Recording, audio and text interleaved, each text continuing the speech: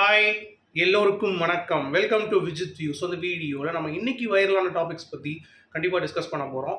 So வீடியோக்குள்ளே போகிறதுக்கு முன்னாடி நம்ம சேனலுக்கு நீங்கள் புதுசாக இருந்தீங்க அப்படின்னா கண்டிப்பாக சப்ஸ்கிரைப் பண்ணிக்கோங்க. வீடியோ மறக்காமல் ஒரு லைக் பண்ணிக்கோங்க. இப்போ நம்ம வீடியோக்குள்ளே போகலாம். ஸோ இன்றைக்கி நம்ம 3 வைரலான டாபிக் பற்றி பார்க்க போகிறோம். ஸோ முதல் டாபிக் வந்து பார்த்தீங்க அப்படின்னா, ரித்தன்யா அவர்களுடைய குடும்பத்துக்கு இன்னைக்கு ஒரு பேரிடி அப்படின்ற மாதிரி கண்டிப்பாக சொல்லலாம். ஏன்னா போஸ்ட்மார்ட்டம் ரிப்போர்ட் வந்து ஏன் டிலே ஆகுது அப்படின்ற மாதிரி அவங்க ஃபேமிலி சர்க்கிளில் கேள்வி எழுப்பி ரித்தன்யாவுடைய அப்பாவும் சரி அம்மாவும் சரி ரொம்ப மன உளைச்சல் இருக்காங்க. ஏன் வந்து இன்னும் டிலேவாக இருக்குது? போஸ்ட்மார்ட்டம் அப்படிங்கிறது ரொம்ப ஈஸியான ஒரு ப்ராசஸ் தானே. ஸோ இந்நேரம் வந்து வந்திருக்கும் ரிசல்ட். ஏன் வந்து அதை வெளியிட மாட்டாங்க?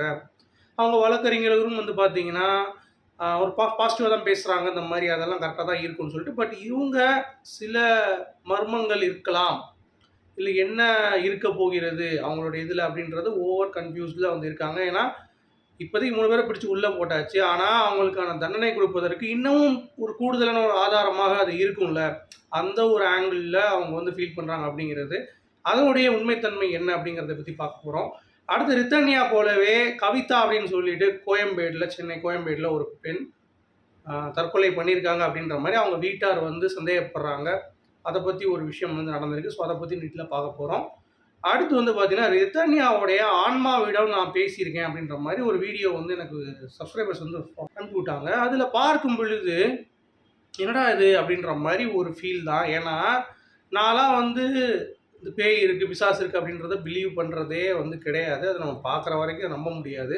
பட் இவனுங்க வந்து ஒரு கோஸ்ட் பாக்ஸ் இருக்குது, நான் வந்து பேசுகிறேன் அப்படின்ற மாதிரி ஒரு ஃப்ராடத்தனம் தான் பண்ணுறாங்க லிட்ரலாக. அதில் வந்து அவ்வளோ சப்போர்ட்டிவ் கமெண்ட்ஸ். இந்த மாதிரி சூப்பருங்க, நல்லா பேசுறீங்க, நானும் பேசணுங்க, ஏதாவது ஏற்பாடு பண்ணி கொடுங்க, எங்கள் ஃபேமிலியில் ஒருத்தர் இருந்திருக்குற அப்படின்ற மாதிரி அவ்வளோ தூரம் மக்கள் வந்து நம்புகிறாங்க. நம்ம வந்து ஒரு டைட்டில் தம்ப்நெயில் கொஞ்சம் வியூவர்ஷிப்காக ஒன்று வைக்கிறோம் அப்படின்னா, அதுக்கு வந்து நீலாம் என்னடா அப்படி பண்ணுற, ஒரு பொண்ணோட இது பண்ணுற அப்படி இப்படின்றானுங்க.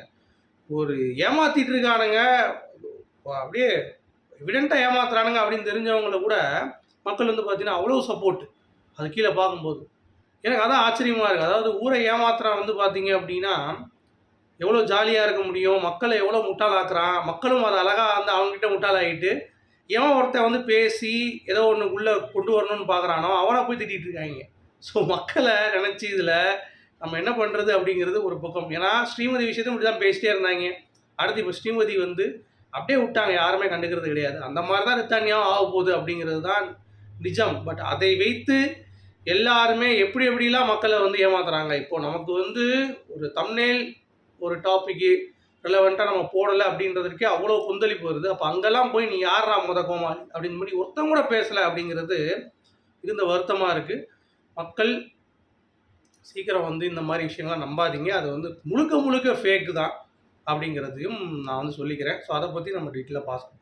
ஸோ லைக் அண்ட் சப்ஸ்கிரைப் மறக்காமல் பண்ணிடுங்க. இப்போ நம்ம வீடியோக்குள்ளே கண்டிப்பாக போகலாம். ஸோ ரித்தன்யாவுடைய குடும்பத்துக்கு நிஜமாக வந்து பார்த்தீங்கன்னா இப்போ வந்து ரொம்ப ரொம்ப மனவேதனை இருப்பாங்க. ஏன்னா என்னென்னமோ ட்ரை பண்ணி பார்த்தாங்க. இப்போ 3 பேர் அரெஸ்ட் பண்ணியிருக்காங்க, அவ்வளோதான். பட் அவங்களுக்கான தண்டனை கொடுக்கப்படுமா அப்படின்றது ஒரு பயமாக தான் இருக்கும். ஏன்னா நம்ம நாட்டில் சட்டம் அப்படி தான் வந்து இருக்குது அப்படிங்கிறது தான். புஷ் பண்ணிக்கிட்டே இருக்கணும், இல்லை யாராவது பெரிய இடத்துல இருந்து நம்ம சப்போர்ட் வந்து கொடுத்துக்கிட்டே இருக்கணும். சரியா? மக்கள் வந்து பயங்கரமாக கொந்தளிச்சிட்டாங்க. திருப்பூர் கிட்டலாம் வந்து ஊர்வலம் மாதிரி போகி ரித்தன்யாவுக்கு நாங்கள் வந்து இருக்கோம் அப்படின்ற மாதிரிலாம் பேசுகிறாங்க. அதெல்லாம் பார்க்கப்போ ஒரு பக்கம் ஹாப்பியாக இருந்தாலும், இன்னொரு பக்கம் இந்த பிரேத பரிசோதனையில் என்ன வந்திருக்கு, ஏன் இவ்வளோ தூரம் அதை வந்து டிலே பண்ணுறாங்க, அதில் ஏதாவது கொடூரம் இருக்கா, இல்லை மர்மம் இருக்கா அப்படின்ற மாதிரி ஏகப்பட்ட விஷயங்கள் வந்து பார்த்தீங்கன்னா சோஷியல் மீடியாவில் ட்ரெண்ட் ஆகிட்டே இருக்குது. நான் என்ன கேட்குறேன் அப்படின்னா, அது வந்து அவருடைய வழக்கறிஞரே சொல்லிட்டார். இந்த மாதிரி டிலே ஆகிறதுக்கான காரணம் வந்து கரெக்டாக எல்லாம் வந்து அனலைஸ் பண்ணிகிட்டு இருக்காங்க. ஏன்னா அந்த காரில் 2 டோரும் ஓப்பன் ஆகிருக்கு. ஸோ இன்னொருத்தர் இருக்கார் அப்படின்றத பார்ப்பதற்கு, இன்னொன்று அந்த பூச்சி மருந்துனால தான் இறந்துருக்காங்களா அப்படின்றதையும் வந்து கன்ஃபார்ம் பண்ணணும். வேறு ஏதாவது வந்து உள்ள இருக்கா அப்நார்மலிட்டிஸ் அப்படின்ற மாதிரிலாம் வந்து யோசிச்சுட்டு இருக்காங்க. சரி, அது மட்டும் இல்லாமல் அந்த லாஸ்ட்டாக அந்த 1 மணி நேரம் பேசுகிறது யார் அப்படின்றதுலையும் கோணத்துலையும் விசாரணை போயிட்டுருக்கு. ஸோ இவ்வளோ விஷயம் நடக்கும் பொழுது டக்குன்னுலாம் வந்து பார்த்தீங்கன்னா ஒரு கேஸோட இதை வந்து மக்களுக்கு கொடுக்க மாட்டாங்க அப்படிங்கிற ஒரு பக்கம் இருந்தாலும், ஏன் இவ்வளோ டிலே? வாஸ்தவமான கேள்வி தானே. கிட்டத்தட்ட 1 மாதம் ஆக போகுது. சரியா?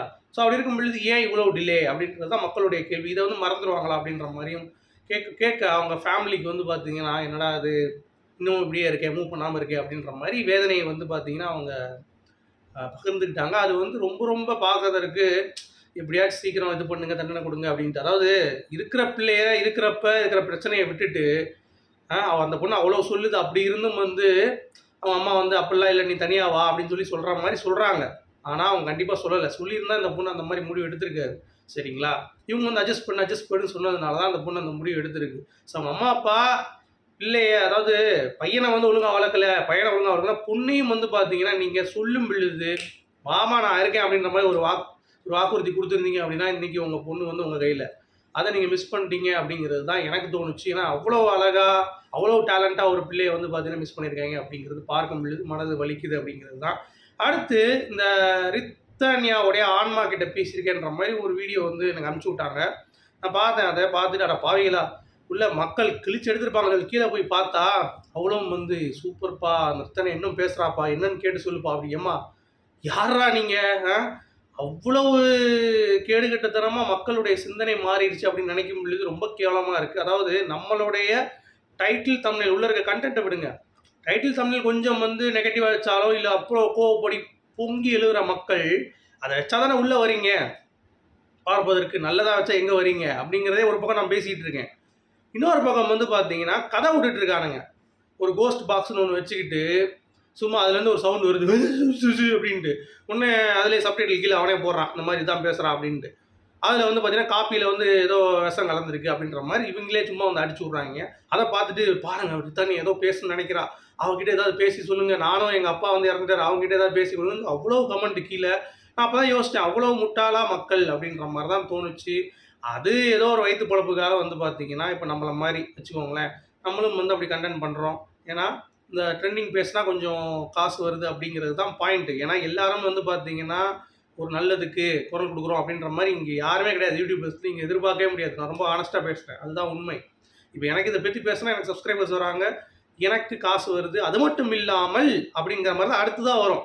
நான் வந்து இந்த நியூஸ் பேசினா, இந்த நியூஸ் ஆக்டிவா இருக்கு. மக்கள் வந்து அத பார்க்குறாங்க. இத வந்து ஆக்டிவா வச்சிருப்பாங்க. ஸோ நீதி கிடைக்கும் அப்படின்றது 3வது பாயிண்ட் தான். என்னுடைய 2 சுயநலத்துக்காக நான் பேசுறேன் அப்படிங்கிறது தான் பாயிண்ட். அதே மாரி தான் அந்த வீடியோவும். சரி அதில போய் எல்லாமே வந்து பாசிட்டிவா கமெண்ட். எங்க அப்பா இறந்திருக்காரு. நான் உங்ககிட்ட பேசணும். ஏதாவது ஏற்பாடு பண்ணுங்க அப்படின்ற மாரி. அதுவே ஒரு ஃபேக்குங்க. ஃபுல் அண்ட் ஃபுல் வந்து நம்பக்கூடாத ஒரு விஷயம் தான். ஆன்மாட்ட பேசிட்டாய்ங்க. அவங்க வந்து இப்படி கத்துறாங்க, கதறாங்க. ஐய்யயோ! உங்களுக்கு என்னன்னு கேளுங்க. ரித்தன் ஏதோ பேச முடியாது. நீங்க ஏன் பாதியில கட் பண்றீங்க அப்படின்ற மாரி.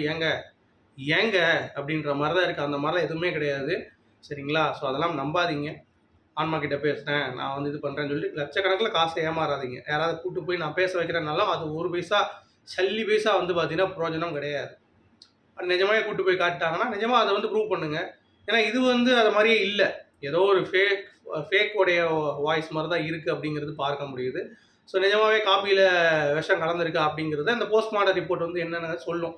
அதுக்கடுத்து அவன் சொல்றது. ஏன்னா, அதுக்கு முன்னாடி ஒரு வீடியோவும் வந்து அனுப்பிச்சிருந்தாங்க. அதில ஸ்ரீதேவி இறந்தத பத்தி பேசியிருக்கும் பொழுது, ஸ்ரீதேவி காப்பியில கலக்கப்பட்ட விஷம்னு போட்டிருந்தாங்க. ஸோ அப்பயே தெரிஞ்சிருச்சு, டேய் நீ கலந்திருக்கடா காப்பியில விஷம் அப்படின்ற மாரி தான் வந்து இருந்துச்சு. ஸோ அதனால அதெல்லாம் வந்து நம்பாதீர்கள் அப்படிங்கிறது தான் பாயிண்ட். ஓகே. அடுத்து கவிதா அப்படின்னு சொல்லிட்டு சென்னை கோயம்பேடுலேருந்து ஒரு பொண்ணு, திண்டுக்கல்ல ஒரு மாப்பிள்ளைக்கு வந்து கல்யாணம் பண்ணியிருக்காங்க.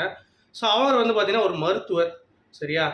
அவர் வந்து இந்த ஜபால்பூர் அப்படின்றதுல ராணுவ இது இருக்குல்ல, அங்க காலேஜ்ல அவர் வந்து மருத்துவரா இருக்காரு. அங்க வந்து ஒர்க் பண்ணிட்டு இருக்காரு. இந்த பொண்ணு இங்க வச்சுட்டு போனோனே, இந்த பொண்ணும் வந்து அடுத்து வந்து போணும்ல கல்யாணம் பண்ணிட்டு அங்க போயிருக்காங்க. போய் கொஞ்ச நாள்லயே வந்து பார்த்தீங்கன்னா, அவங்க மாமனார் வந்து அங்கருந்து ஃபோன் பண்ணியிருக்காரு, இவங்க வீட்டுக்கு சென்னையில. இந்த மாரி உங்க பொண்ணு வந்து இறந்துட்டா அப்படின்ட்டு, மாரடைப்பு காரணமாகன்னோனே, இவங்க பதறி அங்க போய் பார்க்கும் பொழுது, அன்கான்ஷியஸா இருந்திருக்காங்க. அப்பயும் வந்து கொஞ்சம் போராட்டத்திற்கு பிறகு இறந்திருக்காங்க. ஓகேங்களா? அதாவது ரொம்ப கஷ்டப்படுறாங்க. ரத்த கசிவு ஏற்பட்டிருக்கு. கொஞ்சம் ஒரு மாரி இருக்காங்க. நீங்க வாங்க சீக்கிரம் வந்து விளைவிங்க. அப்போ வந்து சாகல. வர்றப்பயே ஆனா இறந்துடுறாங்க. வந்து பார்த்துட்டு கொஞ்சம் டவுட் ஏற்படுது. சரிங்களா? ஏன்னா, இவங்க பேசின அந்த கால்லாம் வந்து பார்த்தீங்க அப்படின்னா, அவங்க நண்பர்கள்லாம் சொல்லும் பொழுது, இந்த மாரி நாங்க வந்து குழந்தை பெத்துக்கிறதுக்கு பண்ணல. ஐவிஎஃப்ல தான் பண்ண போறோம். பிளஸ் மாத்திரைகள் நெறையா வந்து என் ஹஸ்பண்ட் வந்து குடுத்துட்டு இருக்காரு. நான் எடுத்துட்டு இருக்கேன் அப்படின்ற மாரி சொல்றாங்க. மேபி அந்த மாத்திரைகள் ஏதாவது வந்து காரணமா இருக்குமோ? அப்படின்ற மாரி. இன்னொன்னு அவங்க பெற்றோர்கள் போனாங்கல்ல, போறப்பயே வந்து பார்த்தீங்க அப்படின்னா, அவங்களுக்கு டவுட் இருக்கு. என்ன இந்த பொண்ணு நல்லா தான் இருக்கும். ஒரு ஹெல்த்ல வந்து ஒரு 1 மாசம் முன்னாடி தான் ஹெல்த் ஃபுல்லா ஸ்கேன் பண்ணியிருக்காங்க. ஒரு ப்ராப்ளமும் இல்லங்கிற மாரி ரிப்போர்ட் வந்திருக்கு. ஸோ அப்படி இருந்தும் எப்படி வந்து மாரடைப்பு இறக்குறாங்க அப்படின்ற மாரி அவங்களுக்கு டவுட் வந்திருக்கு. ஸோ அதனால அவங்க வந்து கேஸ் ஃபைல் பண்ணியிருக்காங்க. இத்தனைக்கும் வரதட்சணை அங்கேயும் இருக்கு. 100 சவரன் போட்டிருக்காங்க, சொகுசு கார் மகேந்திரா வாங்கி கொடுத்துருக்காங்க, ப்ளஸ் 2.5 லட்ச ரூபா ரொக்கம் வந்து கொடுத்துருக்காங்க அந்த குடும்பத்துக்கு. அது மட்டும் இல்லாமல் இங்கே நீங்கள் வந்தீங்கன்னா ஒரு இடம் பார்த்து ஜபல்பூர்லேருந்து மாப்பிள்ளை வரும் பொழுது இங்கே அவருக்கு ஒரு கிளினிக் வச்சு செட்டப் பண்ணி கொடுக்குற அளவுக்கு எல்லாம் ஏற்பாடு பண்ணிட்டாங்க. சரிங்களா? ஆனால் பொண்ணு வந்து இல்லை. இப்போ அதற்கான நீதியும் வந்து கேட்டு அவங்க அப்பா வந்து போலீஸ் ஸ்டேஷன் போயிட்டு போயிட்டு இருக்காரு. இன்னொரு தனியாக கேஸ் மாதிரி தான் அதுவும் போயிட்டு இருக்கு. பட் மீடியா வெளிச்சம் அப்படிங்கிறது இல்லை. ஸோ இதுவும் பேசப்பட வேண்டும். ஒரு ஏழை பொண்ணு அப்படின்றதுனால பேசக்கூடாது அப்படின்றது கிடையாது. கண்டிப்பாக பேசணும். ஏன்னா இவங்களும் ஏழைங்கிறப்ப அவங்க ரேஞ்சுக்கு இல்லை. 2 பேர் அரசியல்வாதி அப்பா ரித்தன்யாவுக்கு அவங்க மாப்பிள்ளை சைடுக்கு அந்த மாதிரி இங்கே இல்லை அப்படின்றதுனாலும் இதையும் நம்ம பேசணும். இதற்கான நீதியும் வந்து பார்த்தீங்கன்னா கூடிய விரைவில் கிடைக்கணும் அப்படிங்கிறது தான் என்னுடைய பாயிண்ட் ஆஃப் வியூ. ஸோ யாராக இருந்தாலும் சரி கண்டிக்கப்பட வேண்டும். குற்றவாளிகள் தப்பிக்கப்படக்கூடாது அப்படிங்கிறது தான் பாயிண்ட். ஸோ கூடிய விரைவில் கவிதாவுக்கும் சரி ரித்தன்யாவுக்கும் சரி நீதி கிடைக்கணும் அப்படின்னு சொல்லிட்டு இந்த வீடியோ நான் முடிக்கிறேன். உங்களுடைய கருத்துக்கள் மீண்டும் சந்திப்போம்.